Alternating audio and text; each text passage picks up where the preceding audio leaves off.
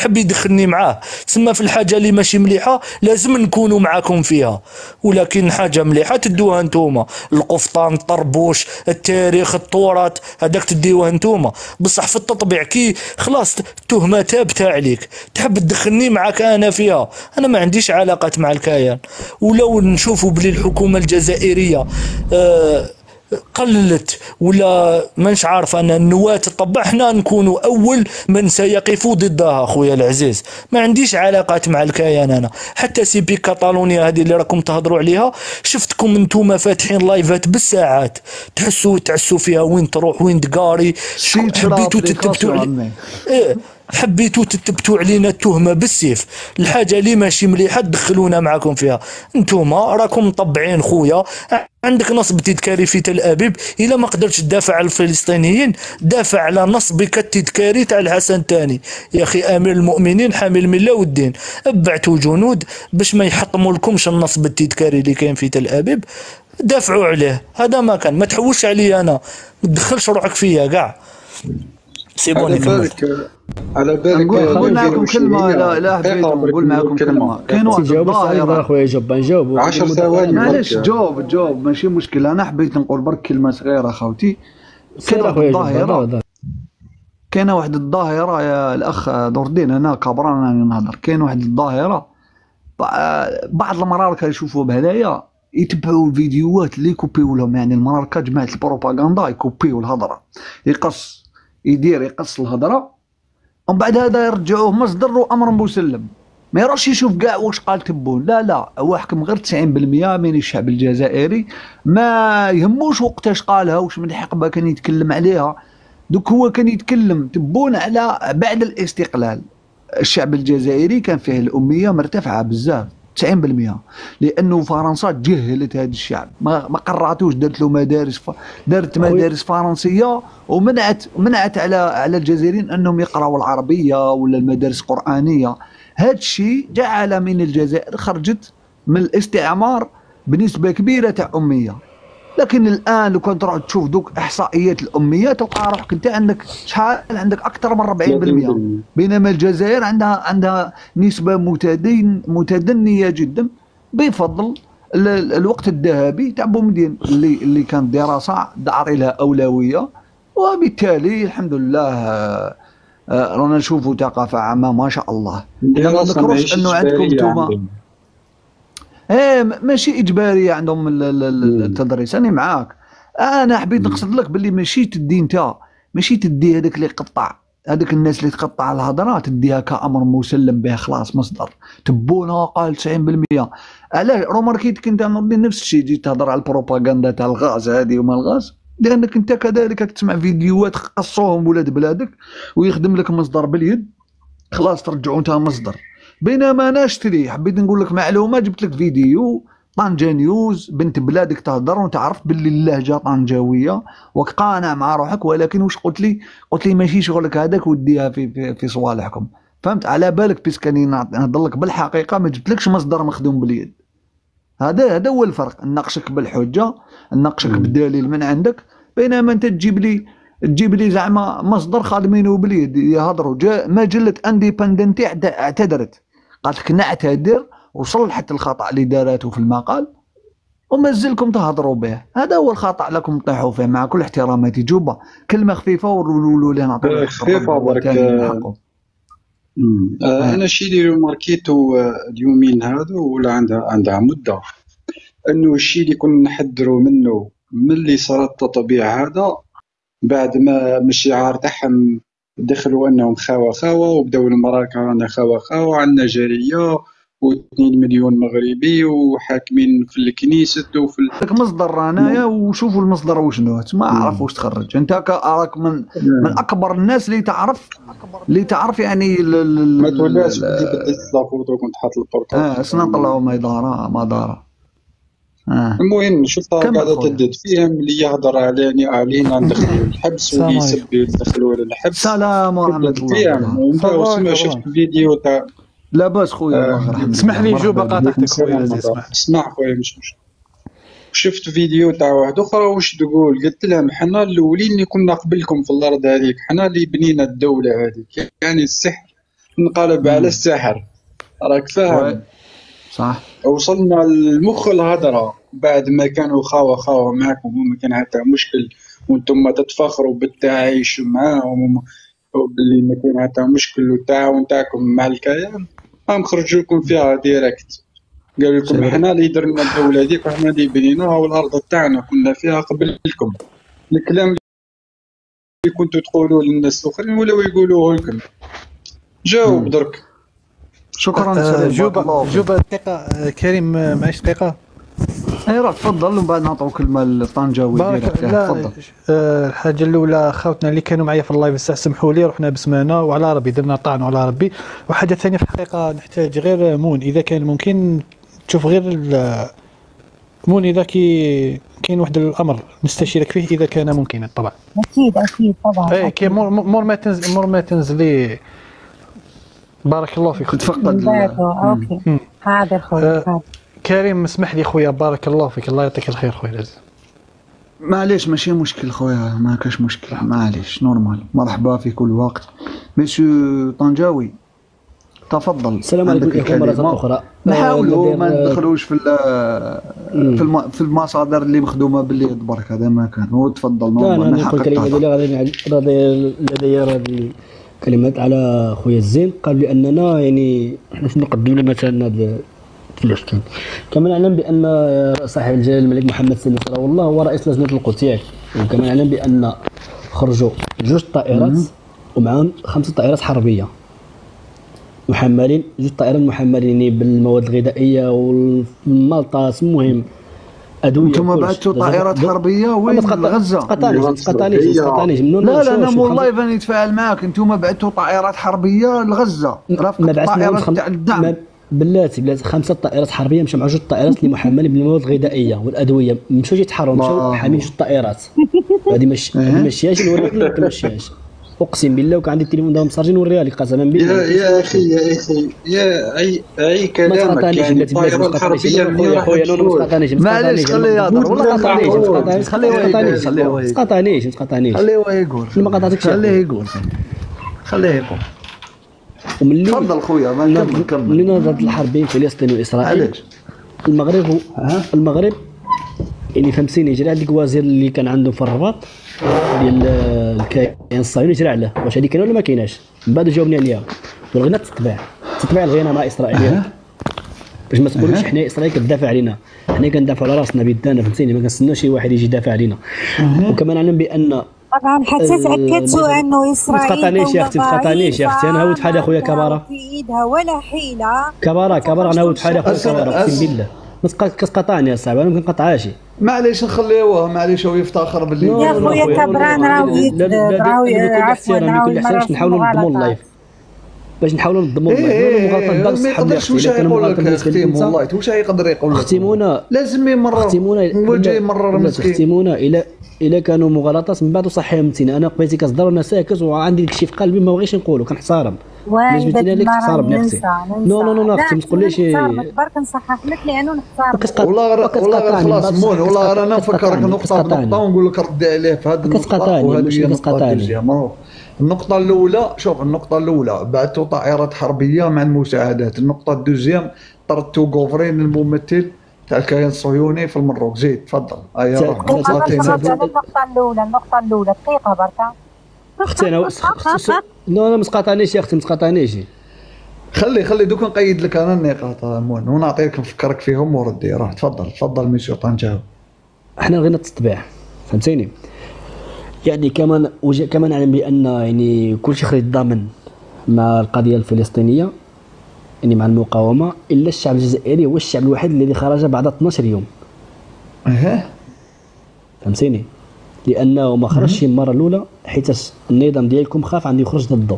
فهمتيني، حتى جات رساله من فرنسا من الرئيس الفرنسي ايمانويل ماكرون. مازال تجيب لنا مصادر اللي مخدومه باليد وانا قلت لك المهم الاخبار الجزائري الرئيس ما ديروش الرساله. شفتها انت الرساله قلت لهم ماكرون يهضر معنا معقول اخويا. نتحدى النظام اللي عندكم يقطع العلاقات مع فرنسا والله ما قد نتحدى هذا النظام يا اللي ودي عنده واش حتى من علاقة مع نقول له فرنسا. عطيني رساله دي، عطيني صور لي رساله دي نشوفها تما. محمد دابا السادس جينا بصح موقع في نتحدى فرنسا يا نتحدى غريب واش اللي عندك الله واحد النظام كيقولوا هو قوه ضاربه في شمال افريقيا، واش يقطع تتحداو النظام، ضروري يقطع العلاقات مع فرنسا. والله ما يقدر. طنجاوي محمد السادس عايش في فرنسا على بالك، هو جار الزين يسكن تما جارو.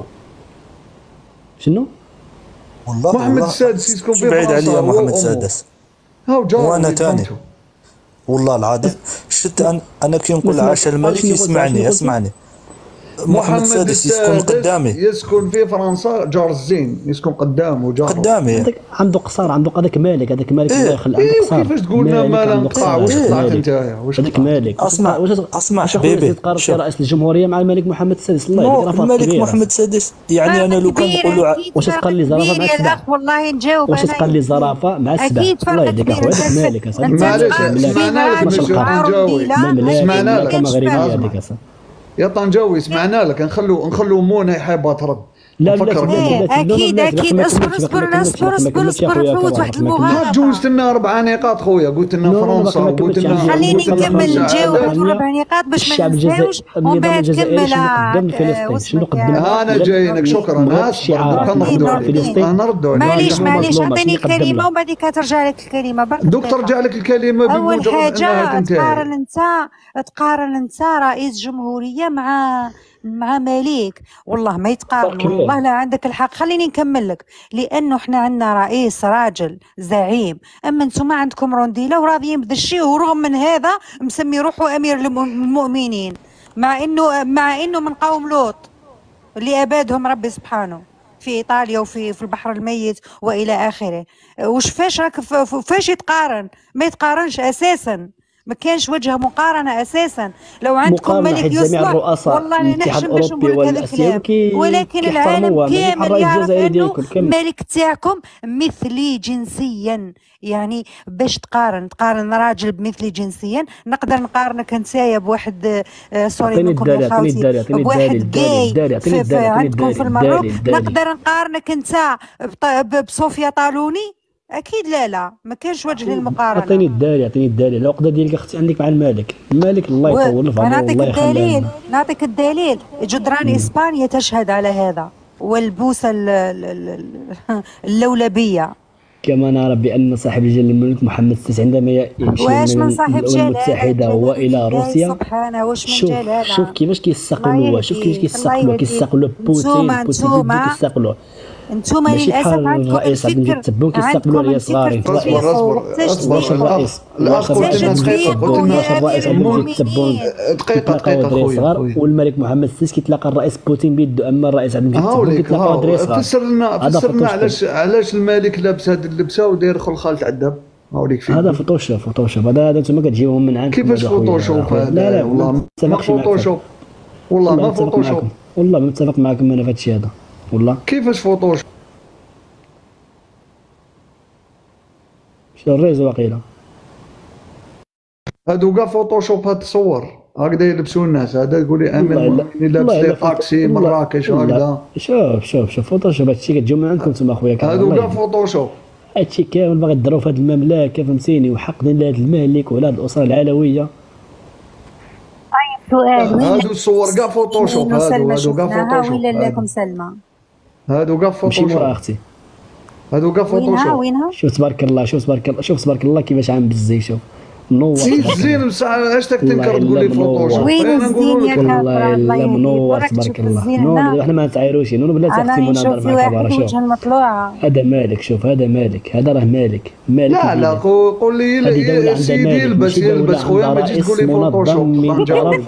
النظام الفرنسي جابوا قال له شوف الله يبارك ذاك الزين. والله اسمعني شوف يا خويا، شو الملك تاعك يحب يلبس خويا، انا خاطيني ليك يلبس نمرود ليك خو. هذا فوتوشوب كتجيو من عندكم نتوما. شوف والله ما فوتوشوب يا خو. روح اكتب شوف نقول لك المصور تاعو اسمه سفيان البحري هكذا. الملك هو يبارطاجي التصاور ديالو. دابا اسمعني نقول لك، دابا اسمعني تقارن لي مالك مع رئيس الجمهوريه. دابا انت تقارن رونديلا مع راجل، يعني عيب هذا الكلام والله عيب. شو كشي يلبس يا سؤال برك يا طنجاوي. انت تقدر كبران ما تلبس هاد عندكش صورة السروال. هو وابو زعيتر؟ عندي بس عليك انت تلبس هذا السروال صفر واخضر هكذا شغلت عليه فرار دالطون تلبسه. ما تقعدش خويا طنجاوي. هادشي فوتوشوب من عندكم، هذا مسمى كتجيو من عندكم. طنجاوي الله يهديك اخويا، الله يهديك اصاحبي. طنجاوي انا بغيت عندي تساؤل والله، كل مره نقول نطرحوا لواحد مغربي هكا. انتم تفتخروا بالعائله الملكيه العلويه هذه، كيفاش شريفه كمل. الملك ما واش من شريفه، المهم الملك هذاك اللي طلب الحمايه. شوفني راه شادو يا دلالي. شو لا دقيقه برك الاخت باش يجاوبني، انا حاب نجاوب برك. طلب الحمايه مركي عندك، طلب الحمايه وحكم تحت الحمايه الفرنسيه. مين يطلب الحمايه؟ طلب الحمايه تاع فرنسا ولا تفرضت عليها، المهم وحكم فوقاش باسم يا فوق الارض تاعكم، فوقاش فوق القمر ياك انت حاليا فوق الارض. يا ما تقوليش انت اصبر اسمع السؤال تاعي ما تجاوب. ماكرون بحال ما تقطعنيش يا ودي، انت رايح المغرب ما باغيش المغرب يا ودي. واش تخليني نكمل الجواب تاعي؟ نكمل السؤال تاعي بليتو. شوف طلب الحمايه وحكم تحت الحمايه، واليوطي كان يقتل في المغاربه، يسحل فيها، مش تعرف يسحل فيهم ويهنئ فيه في الرسائل، موجوده الرسائل بالدليل. وبعد ما نحات الحمايه بين قوسين، مع انها شكليا نحات برك، بقى هو يحكم فيكم. يعني هذا في حكم الخائن، يجاب لكم واحد اجنبي حكم فيكم وقتل فيكم وبقيتوا تعيشوا فيه، وبعد ما راحت الحمايه بقيتوا تعيشوا فيه وتفتخروا به. انا هذه كيفاه تدخل في راسك؟ شكون هو اللي اختل؟ شكون اليوطي كان يقتل في المراركه والملك تاعكم يهنئ فيه. مين هو اصله هذا؟ مين هو تخاند اللي كتقول لي مين اصله؟ كيف مين هو اصله؟ الملك تاعكم السلطان الوقت هذا كان اسمه سلطان ماهوش ملك. هاوليك السلطان يوسف دقيقه برك اول ما صدر لك تحوس. ما عرفتش، بغيت نعرف حاجه وحده وقسم بالله ما كتجيب لو تراسيس امين هاي رساله قدامك. شو دوك ندير لك الجريده الرسميه هذه، درت لك المختصر بين الحكومتين الفرنساويه والمروكيه بمناسبه انتصارات تارودان. بعد اندحار الهبه واستيلاء المملكه الشريفه على مدينه تارودان، بعث سلطان سعاده المقيم العام الى جلاله السلطان، ماشي اللي يعطي قبل اللي يعطي، هذا المقيم العام اللي قبل اللي يعطي، السلطان مولاي يوسف، تهاني حكومة جمهورية دولة فرنسا بذلك المتصلة به من وزير الخارجية الفرنسوية بهذه العبارة وترجمتها: أرجوك أن تقدم لجلالة الحضرة الشريفة خالص تهاني حكومة جمهورية دولة فرنسا على الانتصارات الكبرى التي حصلت لها بالغرب الجنوبي، وتكون الحكومة الجمهورية شاكرة لجلالة السلطان إذا ما تفضل وبلغ الجنود المخزنية ثناءها عليهم لما قاموا به من الأعمال الحربية الكبرى المبلغ لنا من قبلكم.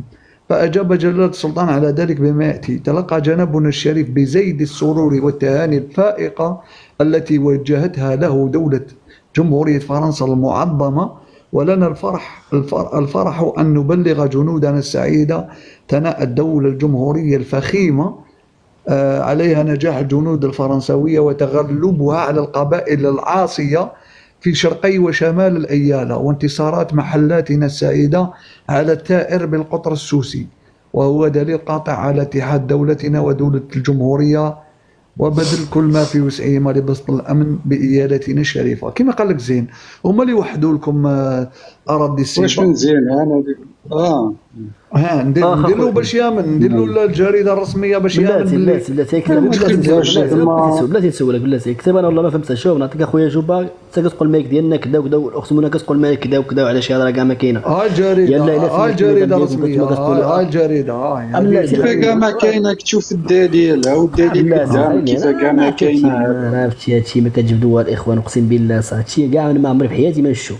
نشوفوا معكم لانك ما تبحثش لانك تبع غير في البروباغندا تاعك المخزنيه، ما تبحثش في التاريخ تاعك. انه الطين المغربي او الطينه المغربيه دائما تلقاها تتبنى هذيك السياسه تاع التضليل والتمويه والتلوين. ما عندهمش مصداقيه، ما عندهمش محايده، ما يقدروش يرجعوا للحقائق باش يثبتوها. المهم يبينوا انهم هما اللي على حق امام الجزائر. طبعا هذا الشيء هذا يزيد من ضعفكم للاسف الشديد، ويبين مدى تلاشي المهلكه اللا شريفه صراحه. يعني لا نظام، لا حكم، لا ملك، لا مخزن، لا ما عندكم حتى اساسيات.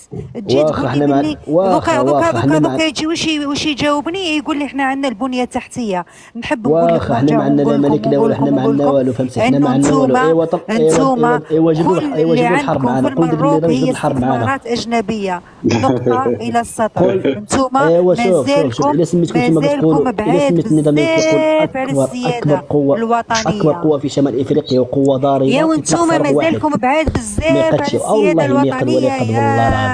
يا على ابا جهل يكتم نفس من ابا جهل ولا حماده. شوف دابا انتم عندكم ديك الغواصات، جميع الاسلحه اللي شريتوها من روسيا بعثوا لكم. انا عباك دوختني دخلت نحوس على طائرات الحربيه ديالك اللي راهو لغزه، ما لقيتك باعت سيمي ودخلت لمصر.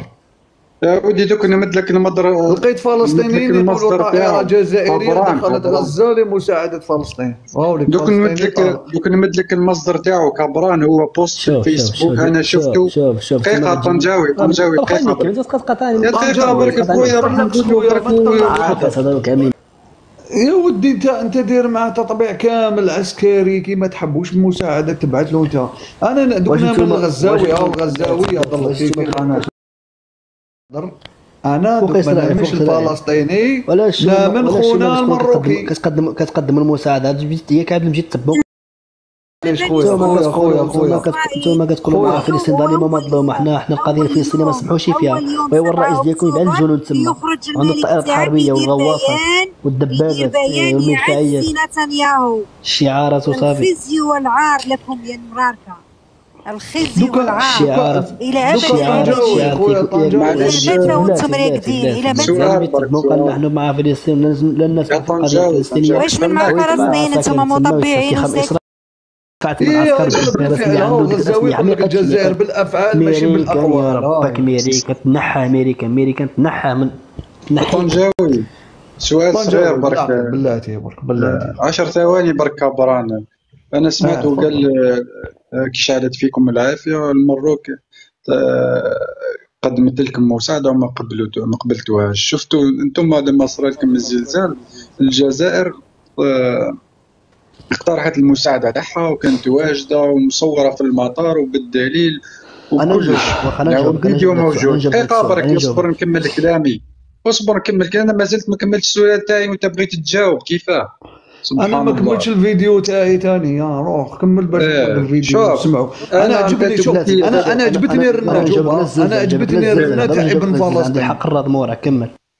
ماشي مشكل. انا نتحداك تجيب لي دليل واحد رسمي بما انه تقول الدوله تاعك اقترحت المساعده على الدوله تاعي. المسؤول تاعكم يتكلم على المساعده هذه. نتحداك تجبد. انا نجاوب. انتم كتقولوا انتم قدمتنا المساعده حنا رفضناك. ماشي نقولوا حنا وقفوا الناس. لا انا قلت نتحداك تجيب لي دليل باللي راح كنت راح تقدم لي مساعده تاعك. فكوها كلمه باش نسمع نصيدو يطلع معنا خويا. الناس ماشي خليهم يستناو هكذاك برك. ما نجاوب خويا. واخا انا ربي بكل اختصار خويا باش نسمع الضيوف تاعي. انا غادي نجاوبك.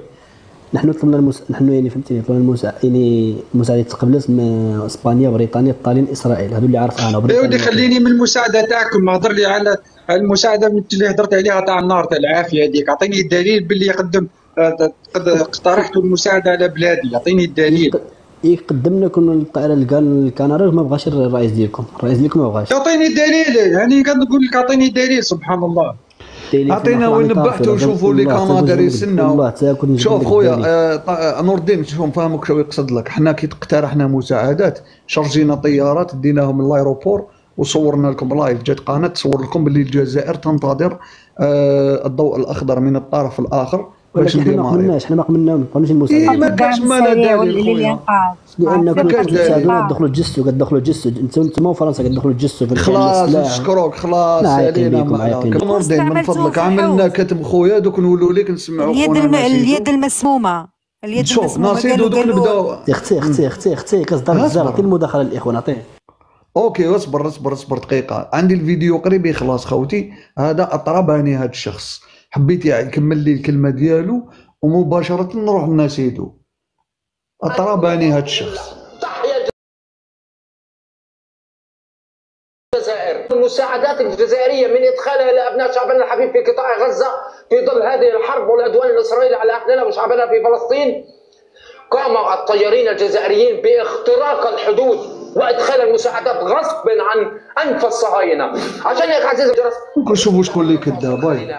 ايوا عطيني فيديو الطائرات الجزائريين داخل بحال الطائره ديال المغرب. عطيني فيديو، ما تعطينيش شي خانه كيدار، عطيني فيديو. ها طالق الفيديو، القناه تاعو اسمها اياد ابو الاسمر. عطيني فيديو. اصبر اغلق لي المايك. راك حاب تخدمني نفتح كاميرا؟ معليش. نعرفوا طائره النقل ديالكم ونعرفوا اليوشين كيفاش دايره. ناصيدو او معنا شاهد، هو انسان صحراوي. ما تجيبليش فيديو قديم. لا لا لا لا لا لا لا لا لا لا لا لا خويا، ماشي فيديو قديم. وراهو القديم هذا اللي دخلت اليوشين لغزه. هذا السيد او داير هو فيديو طالق تصويره فيديو تاع طائره اليوشين نعرفوها بلي كاينه غير في الجزائر. نعرفوا طائره الشحن ديالكم امريكيه. اذا صح دوك نديروا خدمه على روحنا، نفتحوا كاميرا. سبحان الله يا ماما ما كان لا نفتح لك انا نديرو نجي روحي كاع. قلت لك اياد ابو الاسمر دخل القناه تاعو تاكد. معليش الوحيده اللي قدرت في هذا الحصار هذا نتاع في هذه الحرب هذه نتاع غزه انها تنزل في قطاع غزه. ما مشات للعريش وما لقاتش كيفاش تنزل في العريش، ولقاو مطار صغير او مدرج صغير في قطاع غزه ودخلوا ولحقوا المساعدات.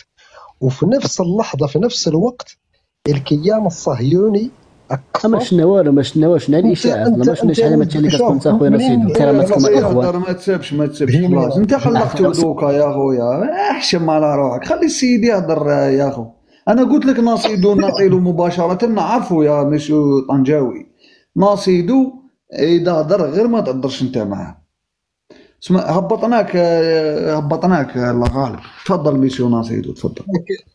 والله شفنا هذه الساعه هي فعلا كانت مغامره من طرف القبطان، ولكن الحمد لله جات. سيدو اسمح لي، انا جاي القضيه تسمع يا ناصيدو.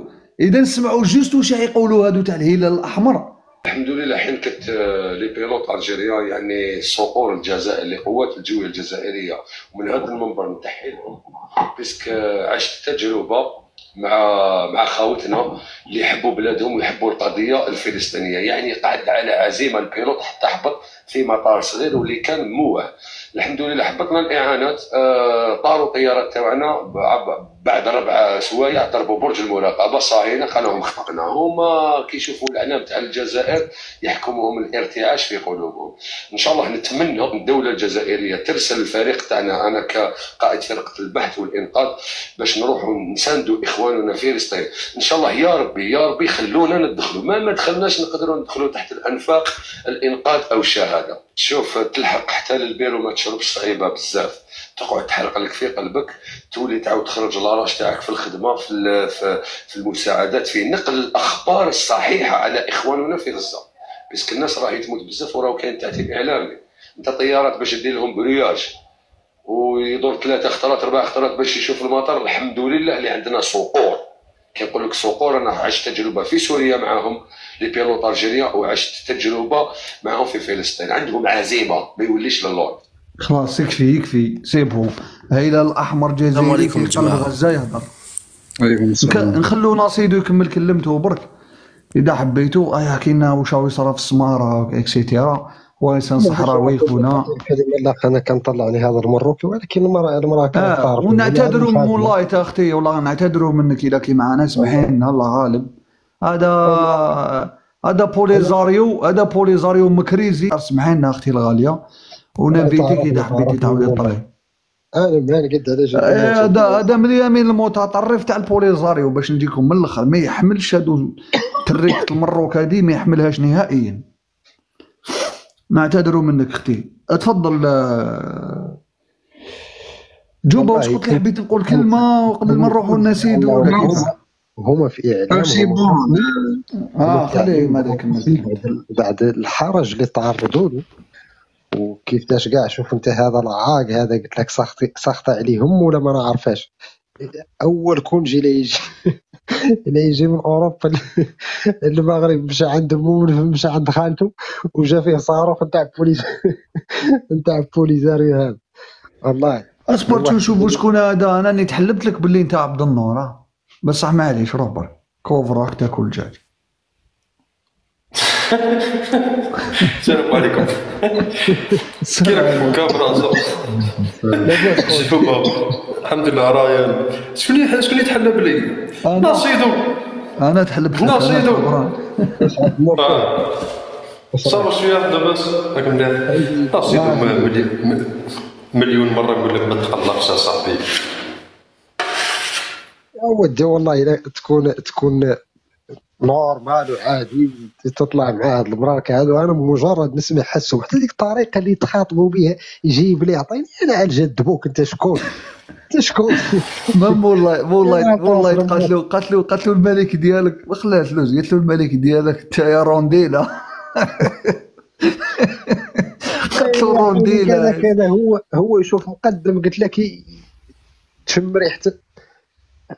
لا اله الا الله. صح استفزها. قالها انت قالها جاي تكوباري بين رئيس وملك. قالت له ملك تاعك انت شكون؟ رونديلا السيد. قلت لك الاخوان اللي كنت نقول هون انا شفت انا بغيت نتبع وسائل الاعلام المغربيه وهذه الاقلام المأجوره الصحافه الصغراء نخب التلوين اللي يسموهم كبرت تحق بلاصه هبطني ديريكت باسكو راني نخدم وراني ريح عندي بلاصه ماشي مشكل. انا حيرتني كيفاش قدروا يهبطوا اليوشين تما في غزه. حيرني الامر. انا هذا بيلوت قاصح بزاف خو اسمح لي هو على بالك سادر شوف اسمح لي نصيدو باك الله يحفظك.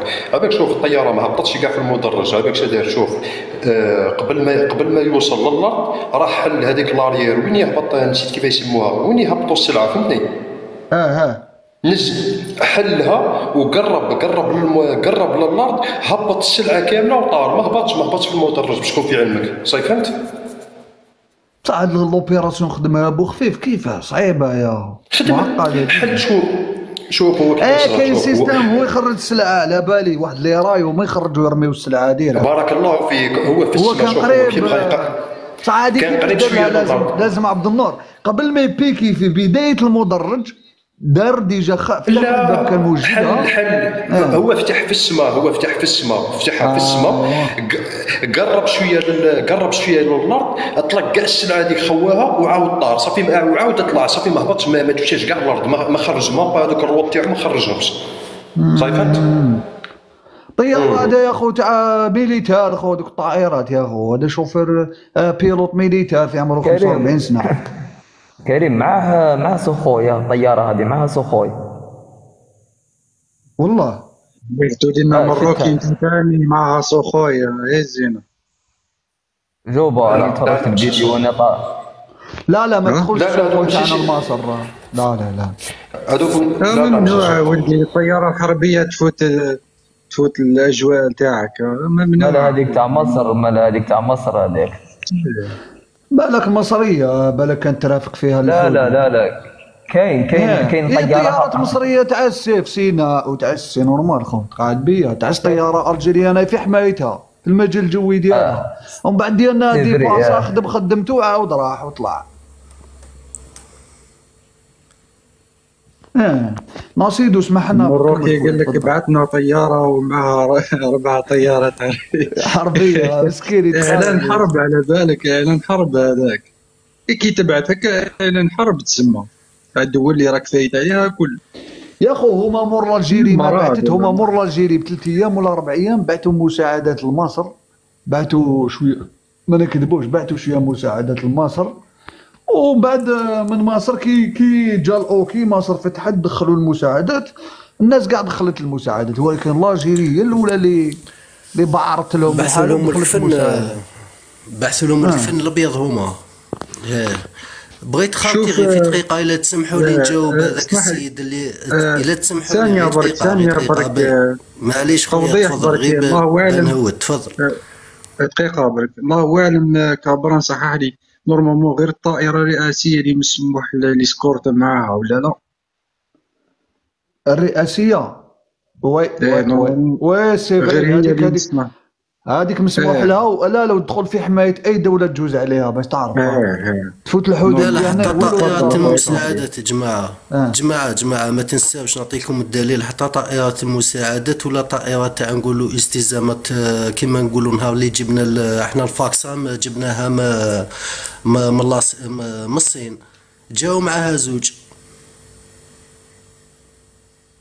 يا صاحبي شوف عباك باللي طائرة رئاسية ولا من هذا النوع، عباك الخط ديالها تاع السير يكونوا مأمنين دافونس، كل دولة تجوز عليها تطلع دي زافيون تشاس من هذيك الدولة تعسلك المجال الجوي تاعها حتى ترافقك للحدود انسي دو سويت. بيان سور الخط تاع المسار هذاك تأمنك الدولة بجايز عليها لأنك أصلا راك متراسي طريق وداير دي اتفاقية. إلا في الضربة تاع روسيا الجيري بعثت منا لروسيا دي زافيون يرافقوا الطائرة الرئاسية، فهمتني؟ لأنه علاش؟ لأنه الكا تاع روسيا كا اكسبسيونال هذيك الضربة، ودينا لوكي من عند الدول كاع راح نجوزوا عليها نقدروا نبعثوا كيسكور. لا والتراجي تاعنا كان مع دول صديقة متفاهمين معها من قبل باللي تفوت الطيارات تاعنا هذه. مسا غير هذا تكون طريقك خويا متراسيها والمرافقه تكون من الدول اللي جايز على مجالها الجوي، هي تأمن لك الطائره ديالك من الاخر، هي تأمن الطائره.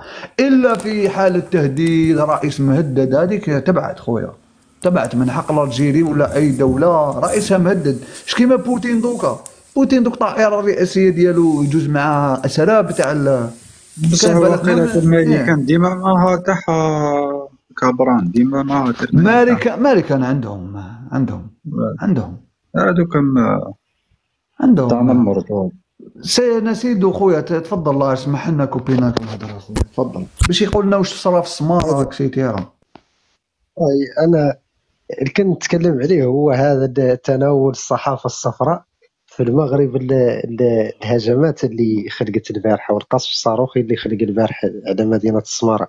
المهم الموضوع هو كيفاش الصحافه المغربيه تناولت الخبر، وتعرف هما دائما عندهم ذاك التضليل الاعلامي للمواطن المغربي، ولكن هما ما قدوا على انهم قاعد يديروا تعتيم كبير وجابوا في قنواتهم الرسميه وقالوا لك على انه نفتح تحقيق من طرف وكيل الملك وما نعرفاش. ونحن شفنا على انه قوات المينورسو جات، لان المينورسو عندهم واحد لابرونش اللي هي مسؤوله على مراقبه وقف اطلاق النار. اذا وقف اطلاق النار لم يعد له وجود، ولكن هي مسؤوله عن كل الهجمات ولا بد لها عنها تلحق. فعلا نحن ما سمحنا لهم الى مؤخرا من بعد ما جاء تقرير اللي رفعوا غوتيريش، هذا الامين العام للامم المتحده اللي رفعوا غوتيريش المجلس الامن، فيه ضغط كبير على جبهه البوليزاريو، لان جبهه البوليزاريو هي من 15 نوفمبر 2020 راهي قالت للامم المتحده وقالت للعالم كامل راهي الصحراء الغربيه كامله عادت ارض حرب. اذا ما تلا عندكم فهم شيء تعدلوا هذا منين لحقوه هما، وراهي جدت على المغاربه اليوم، لاننا منين نجبانا على بعض الصفحات المغربيه او بعض الصحف المغربيه وحتى هون معنا في التيك توك ولا حتى في تويتر تصبر على انهم بداو يتكلموا على مكر ودهاء الجيش المغربي باش يدخلوا قال لك جبهه البوليزاريو خرجوا القضيه من اللجنه الرابعه لتصفيه الاستعمار الى غير ذلك، والشعب انطلت عليه الخدعه والكذوب والبروباغندا اللي مارس عليها النظام المغربي. شكرا سيدو، شكرا خويا. ميسيو رايان اذا حبيت تقول كلمه تفضل خويا. مرحبا بك. خويا حبيت نقول انا غير حاجه خفيفه وصاي ما نطول ما والو. بغيت نريبوندي على هذاك اللي قال لك الفرق بين الملك تاعنا ورئيس الجمهوريه تاعكم. كبر لي شوط صغيره خويا الله يحفظك. خلاص جاوبتهم قالت له رئيسنا راجل ورئيسكم او مالككم ودي معليش انا تعرفني كي داير، انا انسان خلوق ما راح نقول والو ما فاهم. هو سيدي بالك حنا كاع خلوقين فوق تنقولوا الحقيقه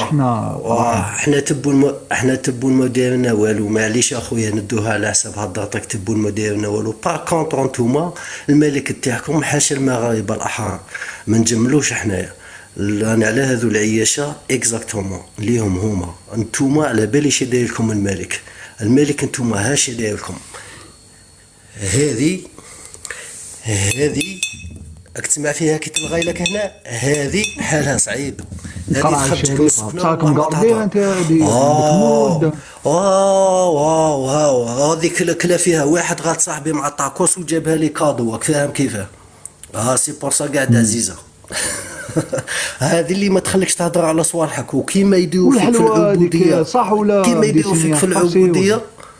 لا هذه تاع طوال سيري تاع الطابله طوال سيري. ديك النهار قلت سبحان الله الحلوه هذه ما داوهاش. لا نجيب لك الحلوه والله الا كاين نجيب لك.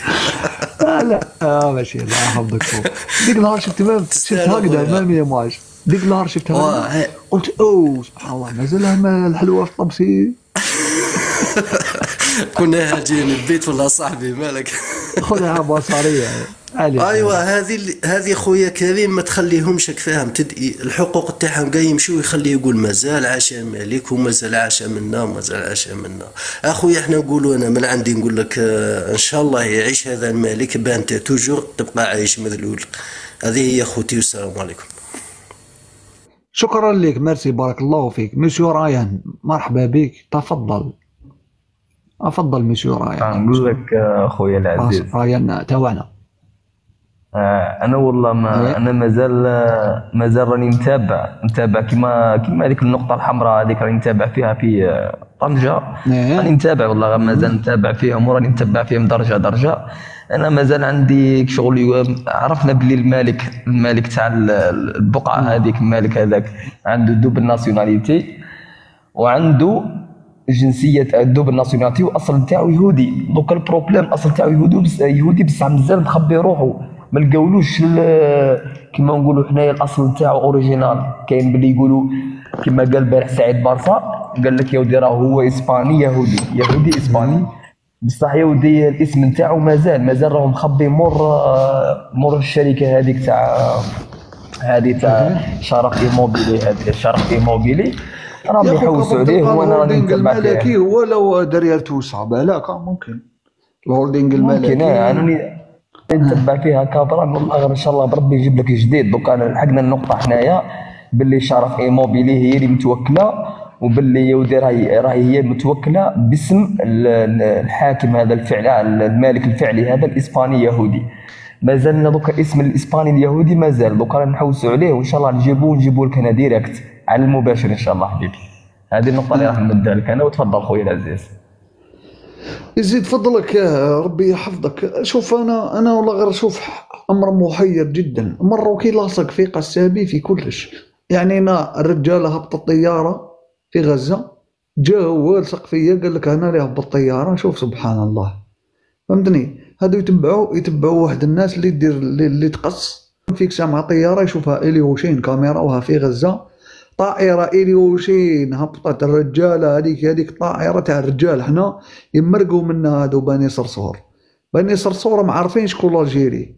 ما عارفين باللي الجيري حكايتهم حكايه ديجا شربنا لهم المر في ميناء الادبيه. فبالتالي بني صرصور يشوفوا الدرابو ديالنا حاشا كيولي برطط تحته البرطيط يطلقوا. المروكي مسكين جاج تريسيتي ما يخلعهاش. جاجة تاع تريسيتي ما يكتفهاش. قالوا نبعث طائرات حربيه لغزه.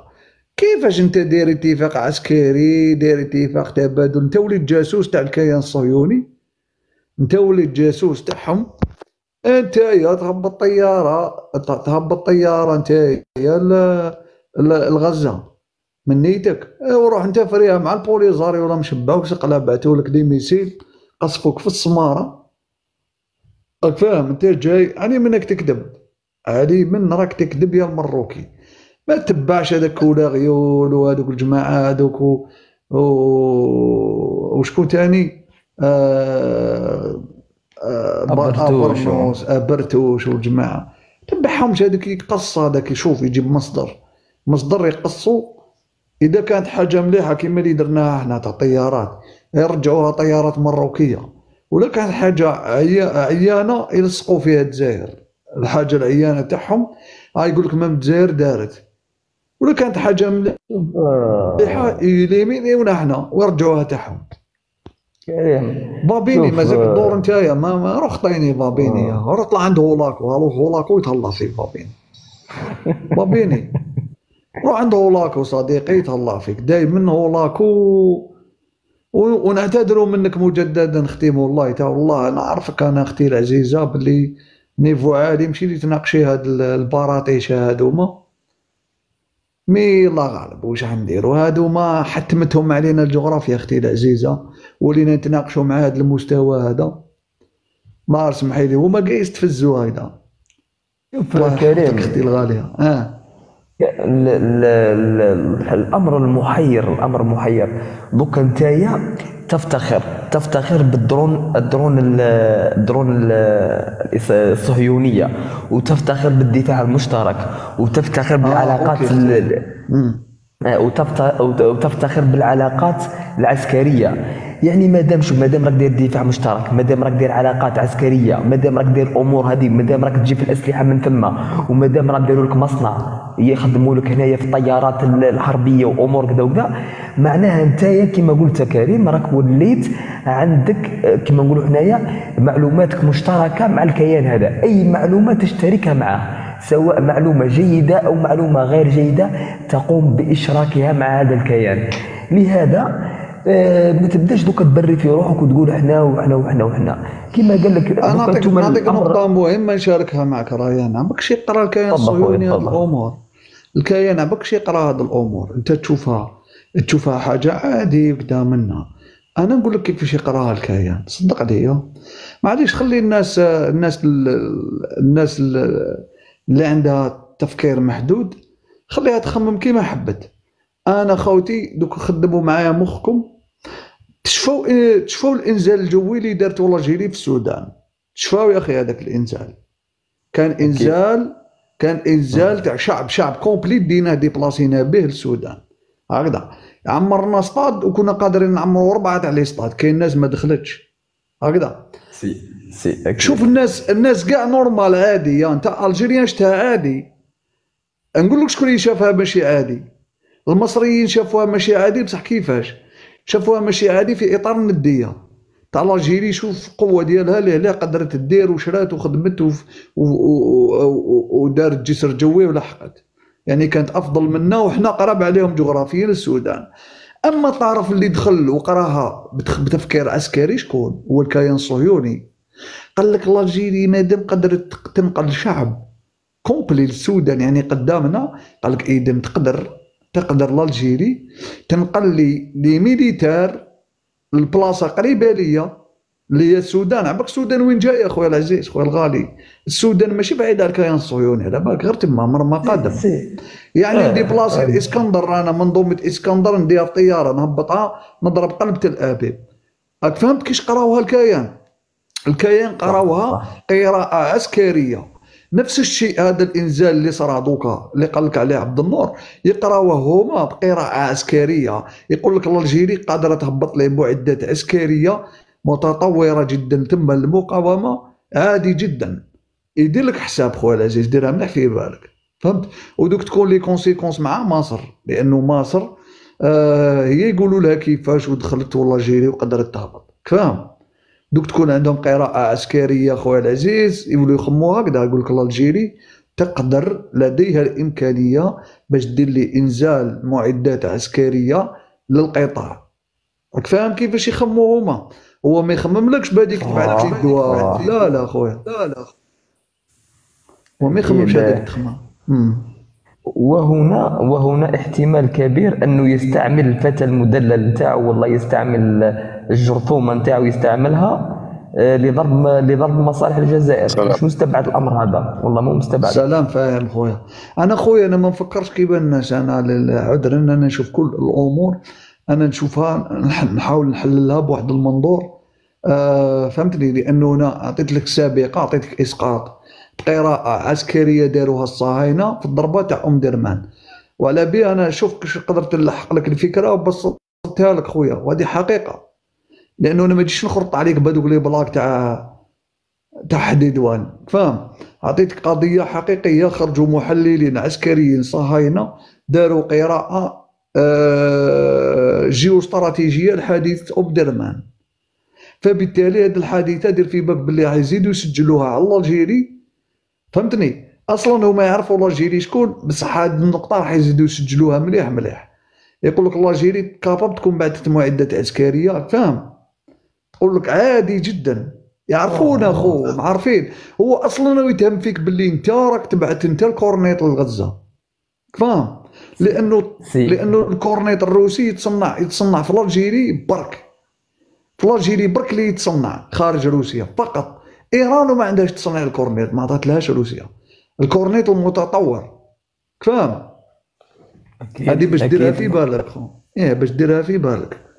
واحتماليه كابران احتماليه استعمال اسرائيل الفتاه المدلل لضرب الجزائر، كاينه احتماليه. شكون مروك؟ اكيد. لا عن جاسوس كبير تاع الموساد مقيم في المروك، المقيم العام في المروك ديفيد غوفرين هو اكبر جاسوس تاع الموساد. هذا ديفيد غوفرين واش قال لهم صارح العباره: ليس من مصلحتنا ان نغضب الجزائر.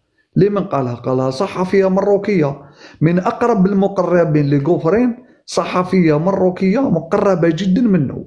قالت له اسمع، قالت له احنا طبعنا معكم على جبل الصحراء. واش قال لها؟ قال لها حنايا، قال لها انتم تريتيتو مع امريكان على الاعتراف بالصحراء. ومن بعدها واش قال لها؟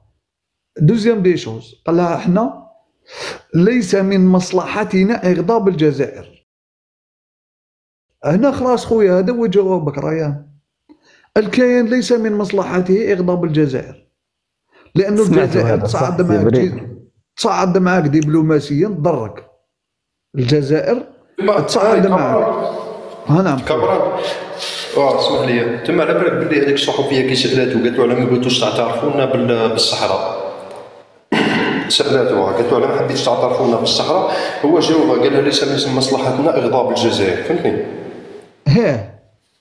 هذا واش راني نقول لهم انا عبد النور. يعني باش تقول لي الكيان يقدر يدير يقدر يفعل، ما يقدرش وما يفعلش.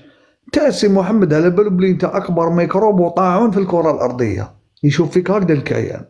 انت سيا معك في ميناء الادبيه على بالو عنده عقده اسمها عقده شانون، خلاص سببتها له الارمي الجيريان. دوك هو الكيان يعرف شكون مليح الجيري، هو يدخل معك بحرب ما يقدرش بالوكاله مع مروك. الجزائر تتمنى في هذاك الشيء، الجزائر تتمنى في هذاك الشيء. لو كان المروك تحاول دير استفزاز عسكري للجزائر، الجزائر راح تدي اراضي جديده. الضربه الاولى دينا 50 كيلومتر مربع في فيقيك، هذه الضربه حنرجعوا كاع عيتك حتى لنهر ملويه. فهمتني؟ المروك كل ما يسي يخسر ارض من الاخر. هذا الشيء ماش حيسي يديروا المروك. والدليل خويا العزيز نعطيك دليل انه المخزن الضربه تاع العروضه وتاع العرجه قال لهم المراركه رفدوا قشكم، قال لهم هذيك ارض الجزائريين من الاخر. ما يقدرش يدخل معك انت في حرب. انت كي قلت سؤال على المروك مسموع فيه صوتك شويه ماهوش مسموع مليح عبد النور. باسكو راني بالسون فيل وراني بعيد. هكذا راك مليح، هكذا راك تريك. انت كي قلت رايي بلي تقدر المروك تدخل بحرب بالوكاله، هذاك انت باش الدوله تدخل في حرب هذاك شوف لازم عده شروط من بينهم. توفير السيوله. المروك الشرط الاول ما عندهاش المروك، ديجا مخلوقه بالدول ما عندهاش السيوله. الشرط الثاني الامن الغذائي، المروك ما عندهاش الامن الغذائي. المروك مصنفتها المنظمه التغذيه العالميه، المنظمه الفاو، منظمه التغذيه مصنفتها في الخانه الثانيه. سمعتني؟ كاين بزاف شغل. فهمتني؟ عندك الاسلحه. شوف الرابعه ليمينيسيون، كيف يقولوا ليمينيسيون بالعربيه؟ ذخيره. انت دوك باش تدخل في حرب، لازم لك ذخيره، لازم لك صواريخ، لازم لك رصاص، لازم لك. المروك مي غادي يامن هذا الشيء كامل. الجزائر قال بلي الذخيره اللي عندها تكفيها سنتين بلا ما تستورد. المروك لو ستوك اللي عندها ما يكفيش 6 شهور. وراك تصنع انت الذخيره الصغيره، حنا نصنعوا على الروكات. وعلى بالي حنا نصنعوا، بصح المروك ما تصنعش. المروك تاخذهم صدقات من عند امريكا سنويا. والاخوان تقولوا لي ما تصبحوا نتوما تهضروا، حنا ما عليناش الله نهضروا. واسي كابرون اصبر دوك نعطيك الكلمه وانت دوك نهضروا معك انت واش تعرف انت في العسكر. نحكي معك انت دوكا الطبسي كم يستغرق من وقت حتى تغسلوه بالايزيس. باش الماء العين لازم يكون فيها لابومب ولا بلا لابومب؟ عبد الله ممكن كلمه كبران. كابران علاش قول لي هاد الخريطه ديال المروك شو قداش علاش صغرتي لهاد الدرجه كابران؟ والله غير نتوما هكذا الله غالب، انا واش غندير لك؟ عندكم دو بياس كويزين ولا دوله المروك ما فهمتش شنو درتي خلطه هنا خلطه. لا الريف دوله تاع الريف جاي الفوق، الحسيمه، الناظور، زيد، بركان، احفير، هادو كاع دولة الريف. هذيك الشقيقة هنا ما كانش منها شي دولة درت. انت اكادير خاطيك، انت راك مع المروك جاي لداخل. ما تقيسكش نتايا، ما تقيسكش انت التقسيم. خلطتي هذا الشيء يا صاحبي، دخلتي المروك والريف والصحراء. الصحراء خاطينا نسمعوا مواطن ونجولك ديريكت فابيني ماشي مشكل. الله ما نقدروا. لك المروكي ما طلعش لنا الجزائريه بوحدهم. والله من قبل كنت نطلع مروكي وكان يهضر، هذوك يجي كاش مروكي نطلعوا. مواطن تفضل ميسيو فاهم. زيد فضلك خويا. السلام عليكم خوتي. شو نكمل لنا في الحديث تاعكم. شوف بالنسبه لاسرائيل ولا اليهود ولا شوف تعرف عقليه كاع العرب، قريتهم عن كيف يقولوا عن ظهر، تعرف كاع العقليه تاعهم، تسمع فيا، تعرفهم كاع وتعرف المواطنين. البنيه الذهنيه تاع المواطن العربي كاع، السعودي، الجزائري، المصري. تعرف باللي الشعب الجزائري مر كابران تاع على بالك بها، باش تدخل معاه في حرب ديريكت امبوسيبل. طبع عليك بلاد وتضعفك اني معاك وتخدم موراها اني معاك، باش تدخل معاك امبوسيبل. تعرف قدرات ماشي حتى قدرات الجيش الجزائري، لا المواطن البسيط تعرف قدرات تاعو من عهد الاستعمار. واسرائيل تعرف الجزائريين مليح، عقليه تاع الجزائريين كيفاش داير. الجزائريين تعرفهم باللي مرين، اكبر شعب مر في العرب هو الشعب الجزائري، واكبر شعب يحب القيره هو الشعب الجزائري. هذه على بالهم بها. شوف انا نعطيك اسقاط معك يشارك معك فاهم. نقول لك حاجه، كاين واحد الدولتين صعاب بزاف، دولتين في شمال افريقيا صعاب بزاف باش تقدر تبينيتري لهم اي دوله من الخارج، الجزائر ومصر. هاد الزوج واعرين بزاف باش تحت لهم من الخارج صعيب. والله نحيت من فمي، والله نحيت. اقسم بالله هي الكابرا غير تعرف انت قسم. شو المواطن، خليني من الجيش كابرا ضربت مليح انت، ماشي الجيش. عقليه تاع المواطن الجزائري والمواطن المصري واعرين يقاوموا مرين. الاسرائيليين يعرفوا هذا الشيء، يعرفوا العقليه تاع المواطن المغربي كيفاش دايره، تونسي، مام الليبي، مام كاين اللي عندهم كيفاح، بصح يعرفوا عقليتهم، يعرفوا بلي عقل الجزائري صدقني للدقيقه التاليه. راك فاهمني انت اكزاكت واش راني حاب نقصد للدقيقه التاليه. استدير اي مواطن قادر يكون جندي في اي لحظه. شوف الحاجه اللي خافوها من الجزائريين يا خو انت جزائري واحد اسمه محمد بوديه، جزائري هذا وليد حومتي وليد باب جديد، نورمالمون كنت تعرفوا خوتي. كاين السور عبد النور يعرف شكون هو محمد بوديه. محمد بوديه اللي هو شاب حقيقي، هذا وحده انسان واحد دار المنكر في الموصاد. عباك وشنو عباك الخطير كاع في الامر في الصهاينه. شكون محمد بوديه اللي مات الله يرحمه؟ الله يرحمه محمد بوديه اللي اغتالوا الموصل، مجاهد كبير. نعم. وكان فنان، كان فنان عبد النور. هو كان شوف كان هو فنان تاع مسرح تاع تياتر تاع كذا، ولكن في الليل نعرف الصور تاعو، ونعرف مع في الليل هو كان حاجه واحده اخرى. في الليل عبد النور واش كان في الليل يتحول الى شخص اخر. انت دوك هذا فاهم جزائري هذايا انت واش يعرفوا عليه فرنسا. محمد بوديه هو انسان فنان اعلامي صحافه كذا، انسان واحد اخر. في الليل كان ينفذ عمليات نوعيه، كان هو اللي يدير الخدمه تاع منظمه التحرير الفلسطينيه في الخارج. واش كانت تدير منظمه التحرير؟ كانت هي شوف كانت هي تدير العمليات في الخارج، وكانت تجند الناس لصالح القضيه الفلسطينيه. اذا واش كان يدير بوديه؟ كان يدير العمليات الفدائيه في اوروبا، وكان يطيح دي زوبيراسيون كونتر الموساد، وكان يجند. كان مام في كوبا، كوبا راه تما دار اتصالات كبيره، وقدر يجند كارلوس الفنزويلي وحكايه كبيره دارها بوديه هذا، والمده طويله وما يتبعوا فيها. عباك شمع انت تطرطق دي بايب لاين تاع البترول تاع شركه صهيونيه جايه في النرويج وجايه ما نعرف وين، والعمليه تاع ميونخ هادو عمليات كبار خو، داروا ضجه هذاك الوقت حبيبي، داروا ضجه في هذاك الوقت العمليات هذه. كان المهندس تاعها محمد بوديه. ومن بعد كي مات الله يرحمه اغتالوا الموصاد في فرنسا، تقولوا الارساس تاعو. واش داروا الفلسطينيين؟ داروا اكبر عمليه، قتلوا كاع اللي كانوا مسؤولين على قتل بوديه، إليميناوهم كومبلي. يعني شوف يعني الدراع العسكري تاع الموصاد كاع بوديه كان الله يرحمه كان تلميذ بوصوف. دوك نقولوا المالغي هو تلميذ المالغ بوصوف. كي نقولوا المالغ سي بوصوف بيان سور. بوصوف ماشي غير هو، مام مسعود زقار ومام قاصدي مربح، هادو كاع من نفس المدرسه باش تعرف مليح عبد الله. كي نقولوا مسعود زقار دار اكبر دار خدمه اكبر من صاحب بوديه كان في التيران. ولكن شوف واش كان يدير كازا اللي اسمه رشيد كازا في المروك، كاع يعرفوا على اساس رشيد كازا اللي هو مسعود زقار. كان بينيتري حتى لا ميزون بلونش، كان يعرف اقوى ناس نافذه في امريكا، كان يريح معاهم. تعرف روكفيلر صاحب مسعود زقار، يموتوا على مسعود زقار.